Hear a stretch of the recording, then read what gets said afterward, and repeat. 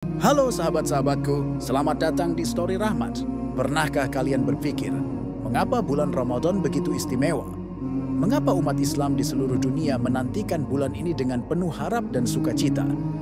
Jawabannya ada pada sebuah peristiwa luar biasa yang mengubah peradaban manusia, selamanya turunnya Al-Quran. Mari kita mulai perjalanan penuh inspirasi ini. Bulan Ramadan adalah bulan yang penuh berkah dan keutamaan dalam Islam. Salah satu peristiwa terbesar yang terjadi di bulan ini adalah turunnya Al-Quran. Al-Quran adalah kitab suci umat Islam yang menjadi pedoman hidup bagi seluruh manusia. Dalam Al-Quran, Allah Subhanahu wa Ta'ala berfirman, bulan Ramadan adalah bulan yang di dalamnya diturunkan Al-Quran sebagai petunjuk bagi manusia dan penjelasan-penjelasan mengenai petunjuk itu serta pembeda antara yang benar dan yang batil. Sebelum turunnya wahyu pertama, masyarakat Arab berada dalam kondisi yang disebut sebagai jahiliyah, yaitu masa kebodohan dan penyimpangan dari ajaran tauhid. Mereka menyembah berhala, berlaku zalim, dan sering terlibat dalam peperangan antar suku. Dalam situasi inilah Allah Subhanahu wa Ta'ala memilih Nabi Muhammad sebagai rasulnya untuk membawa cahaya Islam kepada umat manusia. Peristiwa turunnya wahyu pertama. Pada usia 40 tahun, Nabi Muhammad sering menyendiri di Gua Hira untuk merenung dan mencari kebenaran. Di salah satu malam di bulan Ramadan, malaikat Jibril datang dan menyampaikan wahyu pertama, yaitu surah Al-Alaq ayat 1-5. Bacalah dengan menyebut nama Tuhanmu yang menciptakan. Dia telah menciptakan manusia dari segumpal darah.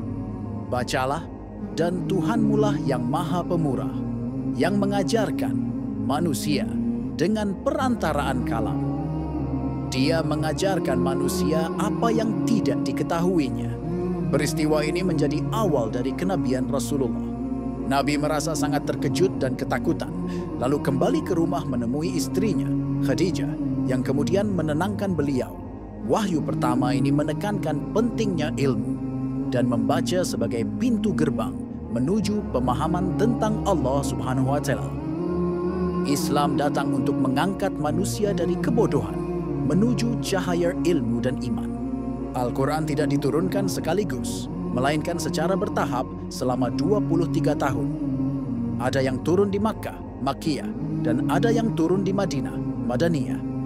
Proses bertahap ini memiliki beberapa hikmah, memudahkan umat untuk memahami dan mengamalkan ajarannya, memberikan jawaban atas berbagai peristiwa yang terjadi dalam kehidupan Rasulullah dan umat Islam, menjadi bukti keotentikan dan kemukjizatan Al-Quran.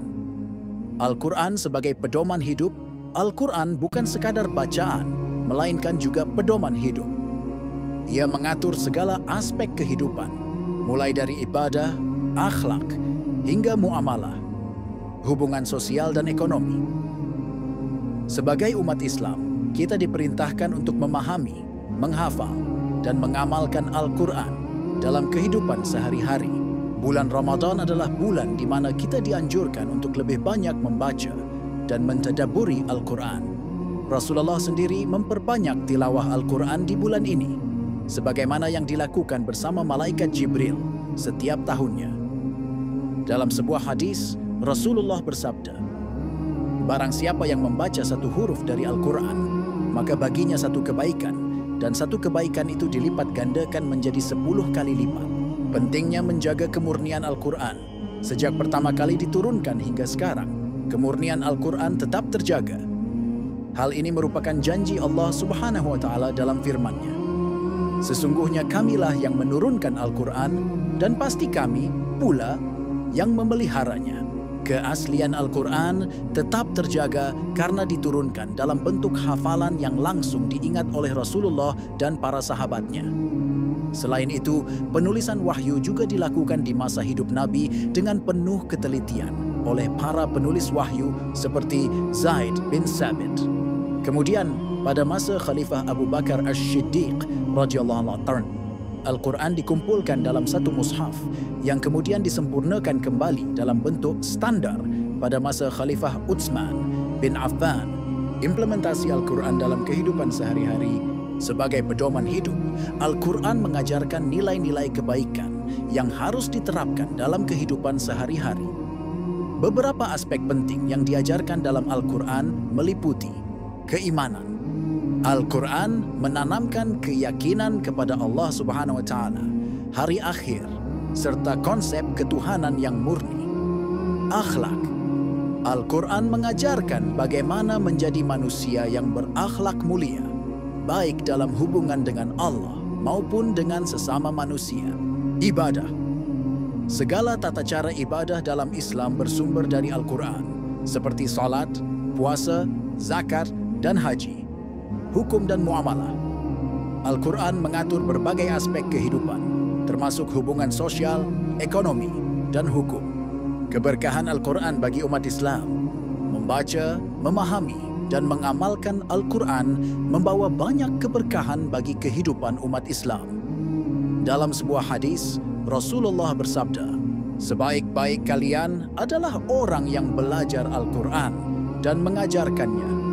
Di bulan Ramadan, keutamaan membaca Al-Quran semakin besar. Banyak umat Islam yang berlomba-lomba dalam mengkhatamkan Al-Quran, menghafalnya, serta mendalami tafsirnya. Hal ini dilakukan sebagai bentuk kecintaan dan penghormatan terhadap kitab suci yang diturunkan di bulan yang penuh berkah ini. Keutamaan menghidupkan malam Lailatul Qadar. Salah satu keistimewaan bulan Ramadan adalah adanya malam Lailatul Qadar, yaitu malam yang lebih baik dari 1000 bulan. Dalam Al-Quran, Allah Subhanahu wa Ta'ala berfirman, "Sesungguhnya kami telah menurunkannya, Al-Quran, pada malam kemuliaan, Lailatul Qadar." Dan tahukah kamu apakah malam kemuliaan itu? Malam kemuliaan itu lebih baik daripada 1000 bulan. Malam Lailatul Qadar adalah kesempatan bagi umat Islam untuk meraih pahala yang berlipat ganda. Beberapa amalan yang dianjurkan pada malam ini antara lain memperbanyak ibadah, melaksanakan solat malam, qiyamul lail, memperbanyak doa dan zikir, serta membaca dan mentadabburi Al-Quran, memohon ampunan kepada Allah Subhanahu wa Ta'ala, memohon ampunan atas dosa-dosa yang telah lalu, dan berdoa dengan penuh keikhlasan, bersedekah dan berbuat kebaikan, membantu sesama, baik dalam bentuk materi maupun tenaga, serta menyebarkan kebaikan dan meningkatkan kepedulian sosial. Pentingnya mengajarkan Al-Quran kepada generasi muda agar keberkahan Al-Quran terus mengalir dalam kehidupan umat Islam. Sangat penting bagi kita untuk mengajarkannya kepada generasi muda. Mendidik anak-anak dan remaja dengan nilai-nilai Al-Quran akan membentuk mereka menjadi pribadi yang beriman, berakhlak mulia, serta memiliki pemahaman yang kuat terhadap ajaran Islam. Beberapa langkah yang dapat dilakukan dalam mengajarkan Al-Quran kepada generasi muda adalah menanamkan kecintaan terhadap Al-Quran, mengenalkan kisah-kisah dalam Al-Quran yang inspiratif, dan memberikan contoh nyata bagaimana Al-Quran menjadi pedoman hidup. Membiasakan membaca dan menghafal Al-Quran, mengajarkan bacaan Al-Quran dengan tajwid yang benar, dan mendorong anak-anak untuk menghafal surat-surat pendek sejak dini. Memahami dan mengamalkan Al-Quran, mengajarkan tafsir ayat-ayat Al-Quran sesuai dengan tingkat pemahaman mereka, serta memberikan contoh penerapan nilai-nilai Al-Quran dalam kehidupan sehari-hari. Turunnya Al-Quran di bulan Ramadan adalah peristiwa yang harus selalu kita syukuri dan renungkan.